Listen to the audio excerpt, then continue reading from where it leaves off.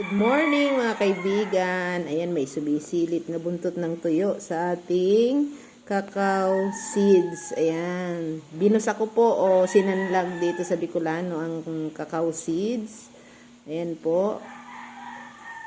Kulay brown na maitim-itim na siya. Tinanggal ko po ang balat at saka inano ko po, grind o binayo ko po yan hanggang maging powder at nilagay ko sa masarap na champurado. Ayan, breakfast na po at merong katernong uga o tuyo. Uga sa Bicolano ang tuyo.